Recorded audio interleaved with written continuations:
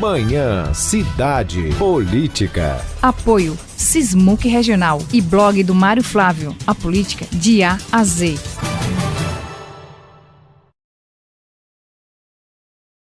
Bastante ainda, né, a entrevista que o ex-prefeito de Petrolina, Miguel Coelho, concedeu aqui na Rádio Cidade. Ele, inclusive, repercutindo em todo o estado, né, os blogs do Recife, da capital. Miguel Coelho não citando diretamente a governadora Raquel Lira, mas fazendo críticas a um possível aumento do ICMS, né? A governadora garante que tem que conceder esse aumento aí para adequar as tarifas do estado à reforma tributária que foi aprovada recentemente no Congresso e está aí, né, em trâmite no Senado. No entanto, o governo do estado disse que vai reduzir o valor do IPVA. Tomara que reduza, porque está IPVA caro da moléstia esse de Pernambuco, um dos mais caros do Brasil. Lembrando que foi promessa de campanha de todos os candidatos reduzir o valor do IPVA. Inclusive, Miguel Coelho, ele propôs, disse, olha, não é inadmissível aumentar o ICMS. Ele apresentou algumas propostas aqui, né, na entrevista que concedeu comigo o professor Marco Aurélio e também sobre outros assuntos. Lembrando ainda também que nessa entrevista, Miguel Coelho não criticou diretamente a governadora, mas disse que ainda é cedo para qualquer avaliação, mas deixou a entender que deve ir mesmo para o campo da oposição. Disse que estará na eleição de 2026, não falou qual cargo ele iria disputar, porque especula-se, né, como ele vai ter idade para o Senado, que Miguel Coelho talvez tente uma vaga no Senado. Vai depender muito, né, o cenário de como estará a governadora, né, Raquel Lira. Como é que vai estar a avaliação dela? A semana saiu uma pesquisa muito ruim para a Raquel, colocando ela com 60% de rejeição, mas a gente sabe ainda que é só o primeiro ano de governo. Se você vê que também o Estado pegou muito recursos aí para investir, se investir certo, a situação pode melhorar. Então, se chegar em 2026, a Raquel estiver bem avaliada, aí a situação dela fica mais fácil. Lembrando que também essa discussão, a gente perguntou ao Miguel Coelho duas situações. Se ele ia sair do União Brasil, ele disse que ficaria no União Brasil.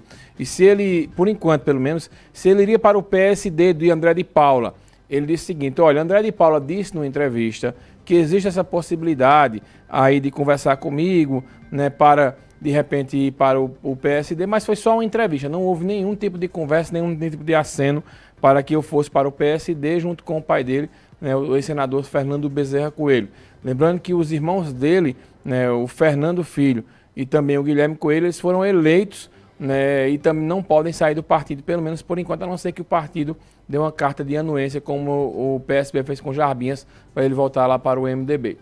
Então, por enquanto, nada. E a última pergunta foi, que a gente fez ao Miguel Coelho, se ele existe a possibilidade dele ir para voltar para a Frente Popular. Não para o PSB, como ele era do PSB, mas de voltar para a Frente Popular. Ele disse que, por enquanto, nem se pensar essa possibilidade, mas não descartou, já que, segundo ele, a política ela é feita aí, né, de encontros e desencontros, digamos assim, né? Quem é aliado hoje não é amanhã, quem é oposição hoje não é amanhã. Então Miguel Coelho disse isso. Eu acho que, a depender também de como seja formada essa Frente Popular, a gente pode ter várias frentes. Por exemplo, se João Campos for reeleito ano que vem prefeito do Recife, ele automaticamente se coloca como pré-candidato ao governo do estado em 2026. Então, saindo uma candidatura com Raquel de um lado no governo, João Campos do outro, com toda a força do PSB, na metropolitana, né, que eles têm também no sertão e no interior do estado, seria uma eleição, né, de titãs, digamos assim. Então, qualquer candidatura que saísse desse espectro aí pode ter dificuldades. Então, o Miguel Coelho pode pleitear uma vaga no Senado, tanto na Frente Popular quanto na chapa de Raquel. Em ambas, a situação é difícil, porque Dudu da Fonte, por exemplo, Eduardo da Fonte, ele já trouxe Lula da Fonte, que é o filho dele, para ser candidato, foi eleito deputado federal e ele já disse que tem pretensão de ser senador. Então, uma das vagas provavelmente vai ser oferecida ao Dudu. Essa vaga, na teoria, será na chapa de Raquel. Na chapa da Frente Popular, na teoria, a vaga é de Humberto Costa, que estará terminando o mandato e ele iria para uma reeleição. Então, sobraria uma vaga na Frente Popular, que pode ser do Silvio Costa Filho, que deve ser confirmado ministro nos próximos dias, e por aí vai. Então, essa conta, mesmo sendo duas vagas de senadores, ela não é fácil de ser fechada, né, porque é muita gente querendo, né? A gente vê assim, mas é muita gente querendo. Então, lembrando que são duas vagas na próxima eleição. E tem o Fernando Doeri, né? Fernando Doeri, ele está senador atualmente, né, Jarbas Vasconcelos está licenciado. Há quem diga que Jarbas não voltará mais para a vaga, inclusive podendo até renunciar ao mandato, já que ele está com uma situação de saúde um pouco delicada. E Jarbas deixaria essa vaga de Fernando Dueri. Então o próprio Fernando Dueri, se for confirmado senador efetivo, ele também pode buscar a reeleição, né? E aí já seriam as duas vagas, teoricamente, da Frente Popular ocupadas por Fernando Dueri, que está aí no mandato, por enquanto, ele está de um mandato de licença, mas pode virar efetivo, e o próprio senador Humberto Costa. E do outro lado, Raquel Lira sobraria, aí sobrariam as duas vagas, que poderiam oferecer essas vagas. Poderia oferecer ao Dudu da Fonte e outra vaga aí para um aliado mais próximo. Quem sabe até o Armando Monteiro não voltaria a ser candidato ao Senado. Embora exista uma distância muito grande hoje de Armando Monteiro com Raquel, né, você praticamente não vê Armando Monteiro falando nada. Ele teve na posse da Sudene, Danilo Cabral, muito rápido. Quando eu procurei Armando Monteiro para entrevistar ele já tinha deixado o evento. E existe uma distância muito grande desde que Raquel foi eleita, praticamente que os dois não se falam. Inclusive na posse de Raquel, Armando Monteiro nem aqui em Pernambuco estava, ele estava viajando pela Europa afora. Então alguns aliados meio que se distanciaram da atual governadora e a gente, é claro, vai acompanhando isso de perto para você. Na política local, né, o presidente da Câmara de Caruaru, Bruno Lambretto, usou ontem a tribuna da casa e disse que já tem em caixa mais de 3 milhões de reais para a reforma da Câmara Municipal. Reforma não, para a construção da nova Câmara Municipal.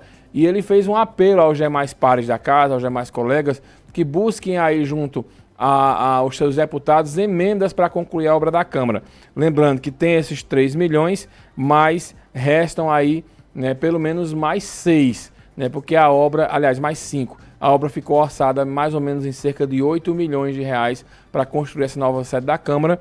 E a previsão é que a obra seja entregue em dezembro do ano que vem, quando termina o mandato de Bruno Lambretto na presidência da Câmara. Mesmo que ele seja reeleito vereador, de acordo com o regimento da Câmara de Caruaru, ele não poderá ser candidato a uma reeleição, porque o regimento só prevê